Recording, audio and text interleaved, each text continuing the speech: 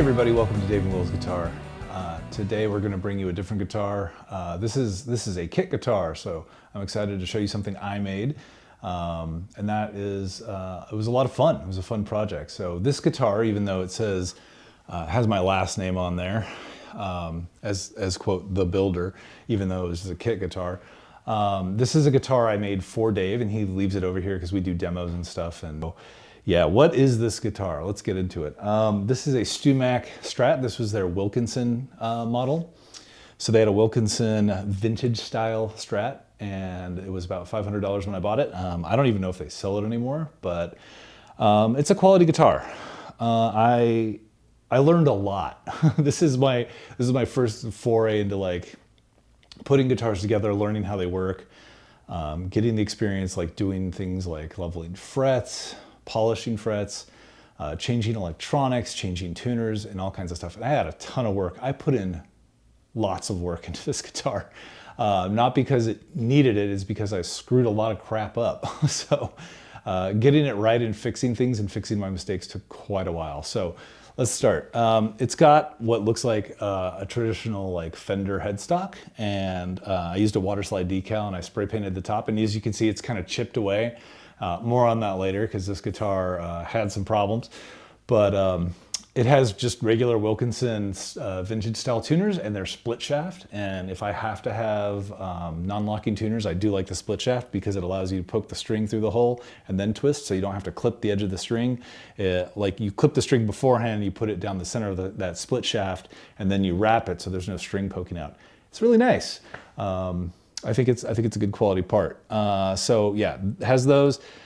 This is a 25.5-inch scale length guitar. It's got nickel silver frets, whatever the typical composition of those frets are, and then a Fender style body. And this guitar is light. I want to say it's like it's somewhere under 8 pounds. It's like 7.5, maybe 7.2, somewhere around there. I weighed it at one point, and I don't remember, but I know it's not very heavy.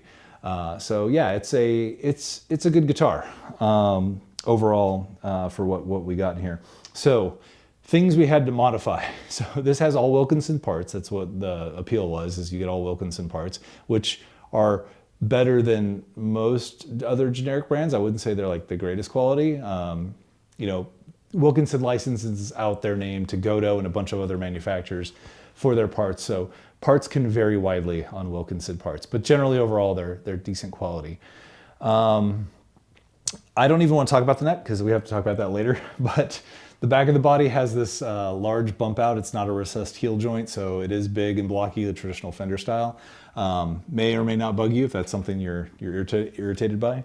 The tremolo is a Wilkinson trem. It's one of their cheaper models, but it's got a full-size block in there. It's got a plastic cullet, which I like, and it has the adjustable grub screw under the trem, so you have to like bend the trem up, and then you can get a Allen wrench under there to adjust it if you want to tighten or loosen the arm. Dave himself doesn't really use a lot of tremolo work when he plays. He just doesn't. His normal guitar is a Gibson Les Paul Studio, so that obviously doesn't have a trem, so he just doesn't use it. So yeah. What did we do to this guitar? What did we do to make it a little bit better? So it had the bent steel saddles that I hate on Strats, and we replaced it with block saddles. And these were like, I bought these from like Music Lily or Musicali, I forget their name. They're like $25, $20, and it's a fantastic upgrade. These work great. The grub screws are recessed. They won't poke your hands. It's awesome. Very good. It's got a 6-point bridge, so it's got 6 screws here holding this trem in place. And you have to, when you're building a guitar, you have to line all those and get them in there and make sure they're all the same height so the trem will fit in there properly. This is floated. I float all my bridges. I prefer it if I was going to use the trem. He doesn't, but you could deck it either way, not a problem. The electronics are all the same. They're all standard. Their full-size pots are not, I believe they're unbranded. They were not CTS or anything, but the only thing we changed were the pickups. So this has the Fender Ultra Noiseless Generation 3 hot wound vintage Strat pickups. And I really like these pickups. I think they sound great. They sound great for like more rock and like a heavier style, not like metal, but like a heavier style music. They are noiseless. I think they sound good. It does not sound like a a traditional Strat necessarily. It sounds like a Strat, don't get me wrong, but it doesn't sound like what you'd think. Like if you were gonna play Stevie Ray Vaughan, we've actually A/B tested this with like a more, like a 1970 Strat that I had in this, that I was working on, that was brought to my house. And that 1970 Strat sounded way better as far as like playing Stevie Ray Vaughan and things like Hendrix. But if you were gonna play something more modern, these pickups are definitely the way to go. If you're playing stuff with gain, these just like, they really dial in quite a nice tone.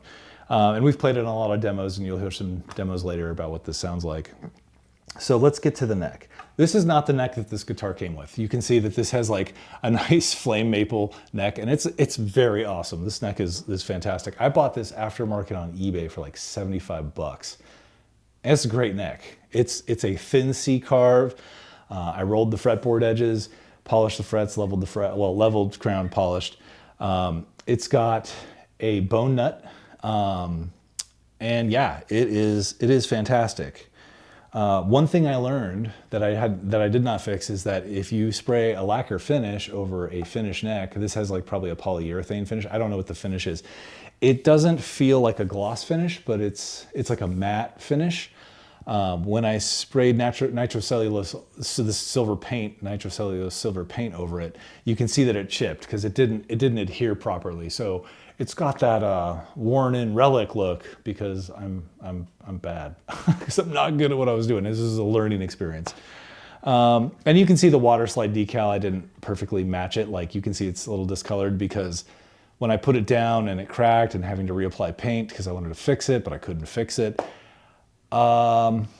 Looks like a worn out guitar that's been repainted and refinished because it was. So it's something poor Dave has to live with. I don't think it looks horrible. I kind of dig it. It like you're not afraid to scratch or dent it because it already is, which is kind of nice. Yeah, the tuners it came with. I told you these vintage style tuners. They're not great. They're okay. They are okay tuners. They are a little tight and they don't turn quite as smoothly as I'd prefer, but they work, they fit, they're fine. They don't slip, the strings aren't coming out, they're not moving around. That's really what I need it to do, and you can string it just fine. But if I were to recommend a part to upgrade, I would definitely say upgrade that part. Why did I replace the neck? I didn't even say. So the neck it came with was a 7.25 radius neck, and the neck was so thin and so round that if you played on the high E string, your strings were slipping off the fretboard. And it wasn't because of alignment. I made sure I aligned the neck properly to the bridge. There were no holes drilled in it, so I had to do that manually. You have to like line things up. You put in, anyway, it's a long process. I'm not going to describe it because it's not this kind of video, but that neck was awful. You know, if I were to say, would I recommend this guitar kit? I probably wouldn't, because that neck was not good. It was just too round and too thin, and I don't know why they sold that neck with this guitar body. Like it was just not good. It needed a lot of fretwork too. Like if you're gonna do fretwork, just go buy a aftermarket neck and get something else. Like I said, eBay, 70 bucks. Just type in Strat replacement neck, get an unbranded one. I would rather take that chance than ever play that other neck that I had. And granted, to each their own. Maybe someone had a like super fantastic, awesome experience with the neck that came with that kit. I did not. Now they also sold a Wilkinson Modern Strat that had a 9.5-inch radius fretboard. That might be a better neck. That might be the guitar to go to. And if I had to buy another one and choose between the two, I would definitely roll the dice on that 9.5-inch radius. Because I think you get more bang for your buck and probably not get something so narrow this way where the strings would fall off the edge. But yeah, I would definitely consider that. What else? I don't think I changed any other parts. I think that's it. Everything else works fine. Tone, volume, whatever, the 5-way switch, everything feels good. I don't have any qualms with any of those parts. And overall, I'm pretty happy with this guitar. And in fact, I've had Dave play this guitar. I let him actually pick his pickups when I made this for him as a gift for being my guitar teacher. And so I said, I just lined up a bunch of Fender pickups and I'm like, here's some pickups I think are cool. Do you like them? So we listened to a bunch of demos and he's like, okay, I'll try those. And he tells me he really likes it. He's a very nice guy, but he's also very particular. I don't think he would lie to me. So, I mean, he didn't lie about the neck. He hated the neck and I was like, I agree. So he asked me to change it. I didn't want to give him an unplayable guitar. Like I didn't want to hand him a guitar. I'm like, here's a guitar I made for you. You're never gonna play it. So, and he was pretty honest. He's like, I don't think I'll play that guitar if I have that neck, and I don't blame him because I wouldn't either. So yeah, he was honest, and I always appreciate that. And we got him something that he actually will use and play. And like I said, we've played this guitar against Silver Skies, against other Strats, and I find, and he finds also, that this guitar with these pickups sounds really good. It sounds really quite good, and I say that a lot. Quite good. It is quite good. He prefers the sound, I would say, over the Silver Sky certainly, and over some of the other guitars I have and some of the other Strats we've played. So I think he's very happy with the sound. He says he is, so I believe him. Yeah. So I think after that, do I have any other challenges? I will say if you buy a kit guitar and you have to mount these tuners, tuners are a pain in the butt, and vintage style tuners are not as good as modern style tuners because you have like a ring on the top part that doesn't screw into the bottom part of like this, where this seating peg goes. There's like this collet, this metal collet that sits in here. It's got grooves and kinds of fit. You hammer it into the wood to fit it. And that's a little scary because you can split the headstock by doing that. And I started to crack the original one when I did that. Not this headstock, but the other headstock that came with this guitar. Getting it in there, they were not perfectly fitted where it would fit well. So yeah, that was a little worrisome. This one obviously did not split because you can see it's here and it's working. But if I was going to recommend anything other than like changing the pickups and getting different saddles, which are, pickups are expensive, but saddles aren't. I would say get other tuners, because these tuners, I would get like a modern tuner and like screw the ones that screw in from the top to the back of the tuner. They will work better, and they run a much lower risk of like breaking the headstock if you've never done it before. I don't think I'd have that problem now because I have the appropriate tools to widen the peg slot if I need to, that peg hole. But yeah, that was no good. One other thing. Oh yeah, so I have a nice little ding here from when I made it and painted it, because as I was showing Dave, I was like, hey, I got the body painted and I had the neck. And then I proceeded to drop the neck on the guitar and I dented it, and I tried to steam it out like they suggest, and it would not steam out because the neck fell pretty far and hit the body and dented it. And so I just repainted it. I put a little paint on there and it didn't match. And so that's what he's got to live with. So it definitely feels like it's been played because, well, I mean, not been played, but it was manufactured. This is a poor manufacturing job, let me tell you. But it was a blast to build. I feel like if you've never done this before, you don't need a whole lot of tools, but you will have to buy some tools, like tools specific to guitar. I would highly recommend getting like nut files and some other things. Being able to understand how to level a fretboard would be very important, and polish frets. Those are kind of like imperative that you do if you want to make these kit guitars, but they will teach you a lot, and they will get you very quickly into a place where you appreciate all the work that goes into these, because doing it yourself takes forever. Buffing and polishing is a nightmare. I don't like it because to get it, this has like it's a gloss finish, but I didn't use grain filler on it, so I did not fill in the grain, so you can kind of feel the grain. You can't really see it. I actually prefer it. I think it feels really good because my hand isn't going to stick to it, because there's like a slight you can feel the imperfections in the wood, right? It's not perfectly smooth, and so it didn't fill it and make it smooth. So I think it looks fine, minus the dent and the goofy headstock that I did. But other than that, it looks good, and it feels good, and it feels nice in the hand. So yeah, overall, it's a great learning experience. I highly recommend, if you've never tried to make a guitar, you go and do it. Stewmac makes good quality products. I mean, I know I kind of poo-pooed this guitar, but like, I think overall the quality is worth it, especially when they go on sale. I know they can be as low as like $300, $200. I have a Jazzmaster one that I haven't put together, but I bought one from them. And I think they're decent quality kit guitars. So no abject nightmares other than the neck. So yeah, maybe not this kit, but maybe that other kit with the 9.5-inch radius, the modern Strat, or maybe even their Les Paul if you're interested in doing that. Highly suggest going out and doing a kit guitar for yourself if you have not done one. So yeah, let's take it to the tone zone. Let's give it to Dave, and you can hear what you think about this guitar, and we'll let him play us out and let us know what you think, guys. All right. Hey, thanks for being here, and I hope to see you again soon.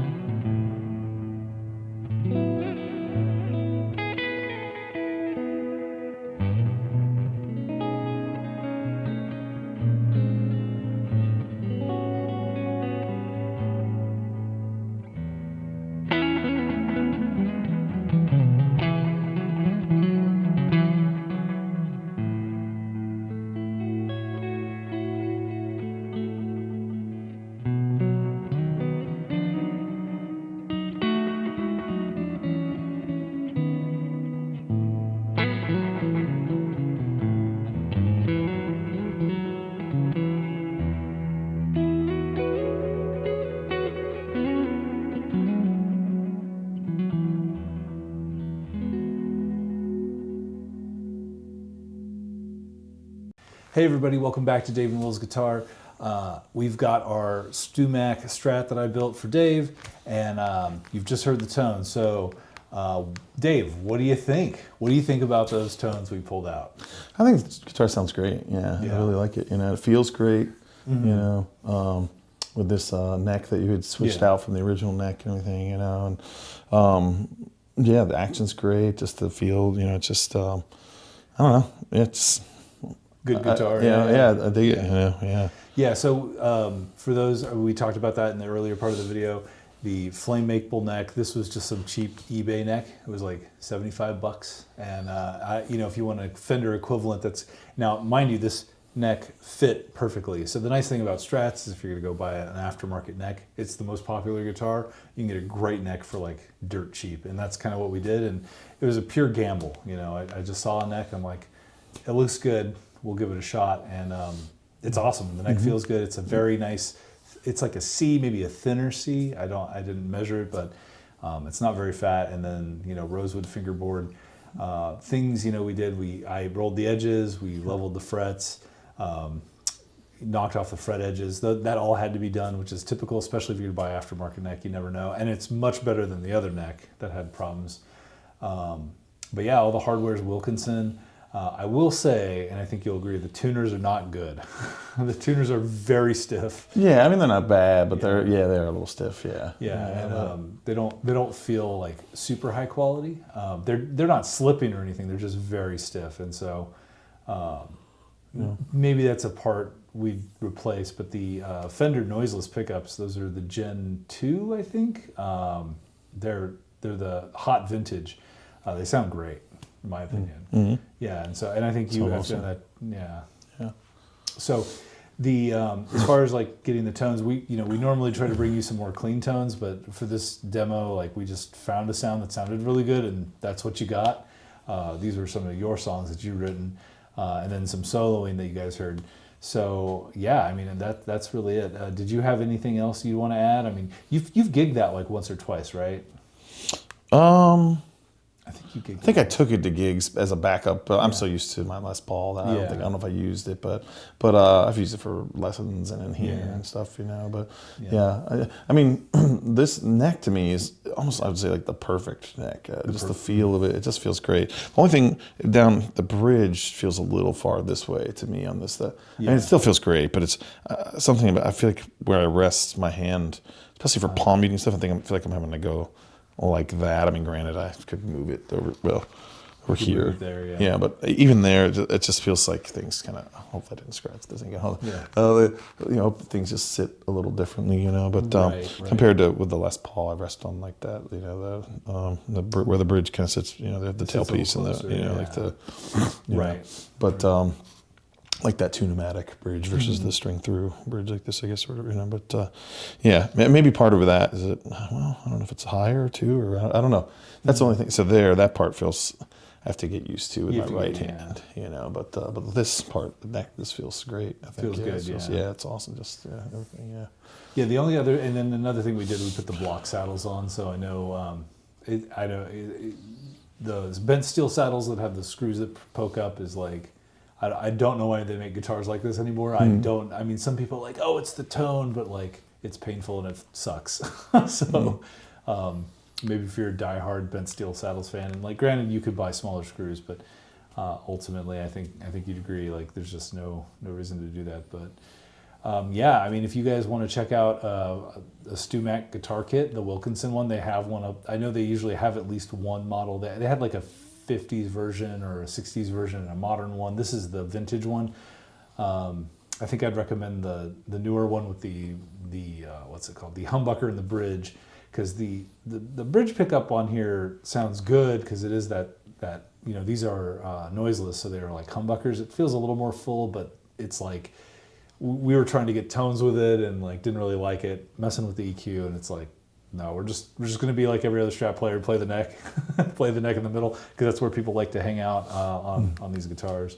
So, I don't know. I really liked it. And you have any final thoughts you want to say about this guitar? Well, I just in the beginning of the video you talked more about the original neck that came with it and how, because for me, like your fingers would slide off the edge of it. That's the one that came with it, right? Right. Yeah, it was. I'd never played a guitar like that where I just press down, not bending or anything, and my finger.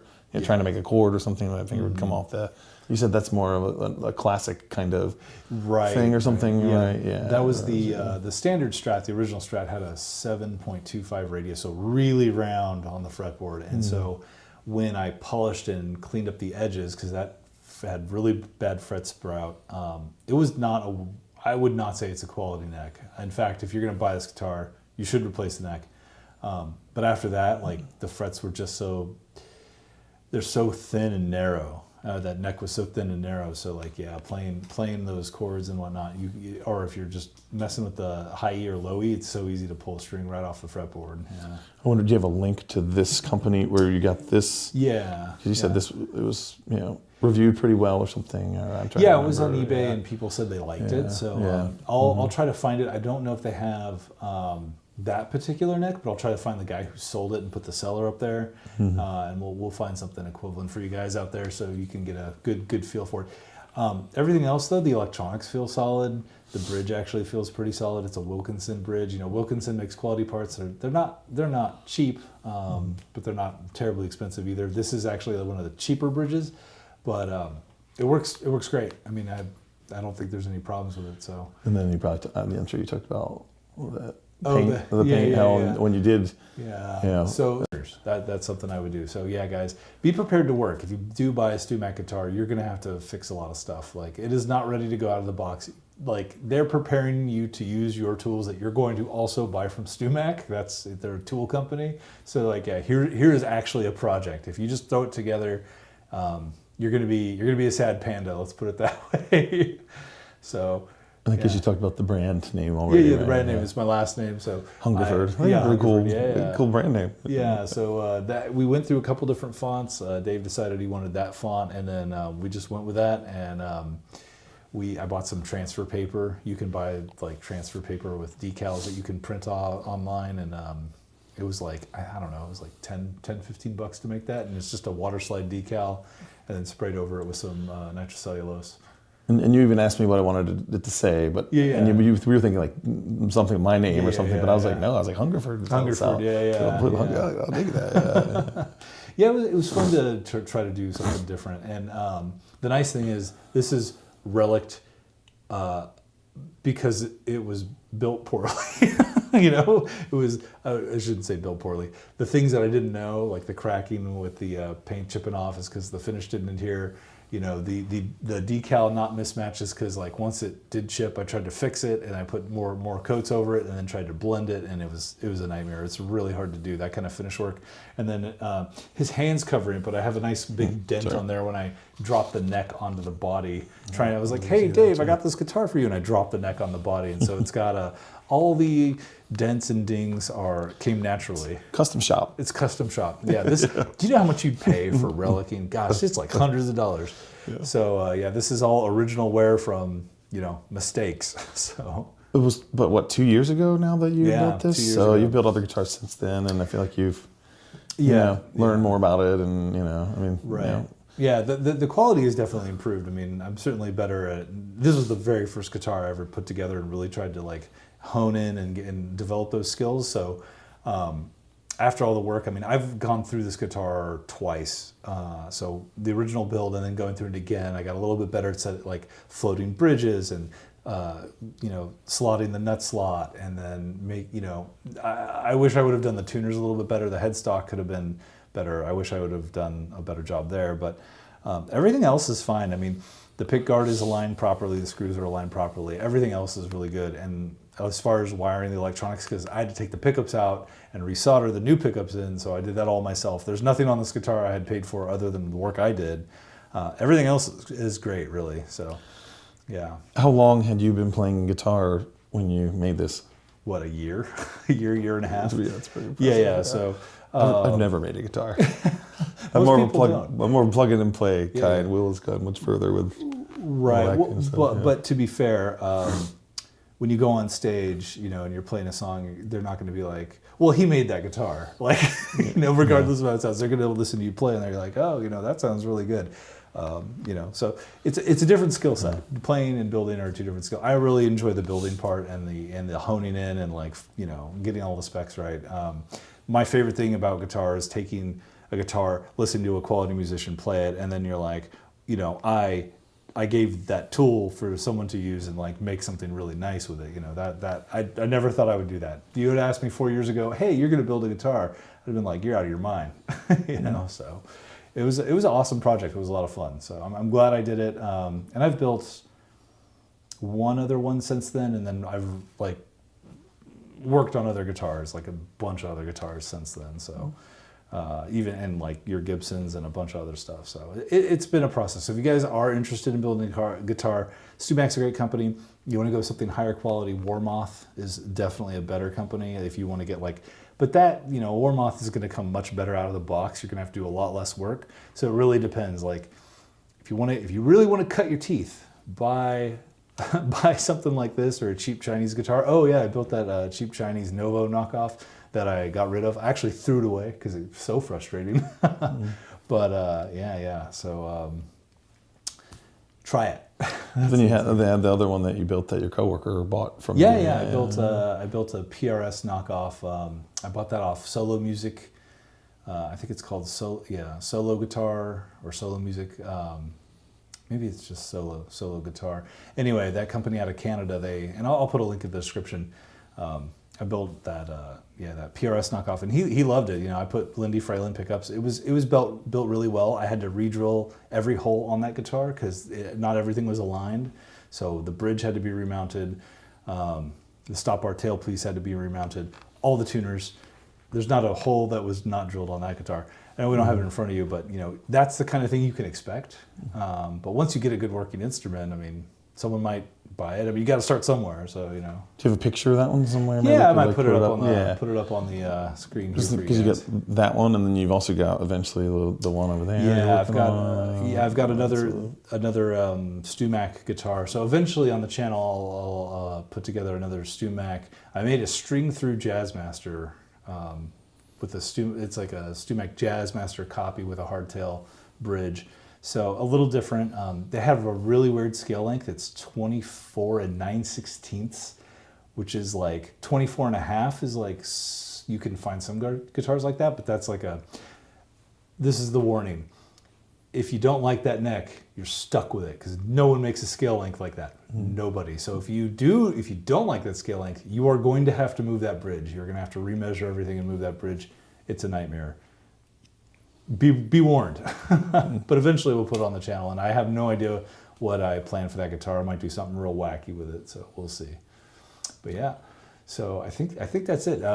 Yeah, anything else you could think of? I don't know if you want to talk about that. Oh, yeah, using that EQ pedal. I know, it's separate, but that we did use this. Yeah. You got this new Boss EQ. Yeah, the Boss EQ You tried it out, 200. and that Yeah. one we So a lot dialed of it in. Sorry. Oh yeah, no, you're absolutely right. When we're trying to dial in those tones, you know, sometimes we're like, if we just had a little more of X, Y, and Z. Now the Kemper does have you can put in, I think, an 8-band EQ. The DAW, I'm running through Ableton. Ableton, you can put like a 16-band EQ. I've noticed that the EQ, the sooner you put it in the chain, the better sound you're going to get throughout throughout the whole process.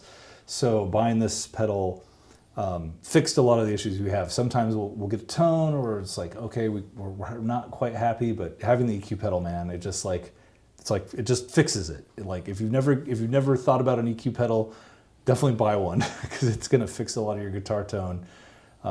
If you do or don't like a certain sound, like when we were doing this song, you were saying you wanted like a little more bass, a little less highs, and we were able to just like knock that out, right? Yeah. Yeah, you said you darkened it up a little bit and give it some more body. Yeah, exactly. You want to fill it out a little bit. On this one, on the it's got a bunch of effects on it right now, but with the capo, but yeah. Yeah. It sounds great. And so and we just used a Fender Twin Reverb Kemper profile, and we put the timeline delay and an EQ pedal, and that was it. And then for the dirty tones, we did use the Morning Glory. So Morning Glory, like fully on, like the first song you guys heard, that was like it was flipped up, so lots of gain, and then the second one was a little less gain, but one was more overdrive. One, like the first one was like distorted. The second one was more just overdrive. So but 3 pedals really did that, and then the Fender Twin Reverb copy. So nothing complicated, nothing crazy, and yeah, you heard it. I mean, it sounds good to me. I'd be pretty happy with that. So yeah, it sounds good. Yeah, I can't think of anything else. I think we hit most everything. Anything else you got on your mind? No? I don't think so. Okay, Yeah. Awesome. Well, guys, thanks for joining us. I hope you enjoyed the video. If you could always subscribe, it helps us quite a bit. We like to bring you, the best things we can, and we hope to see you again in the next one. All right, have a good one.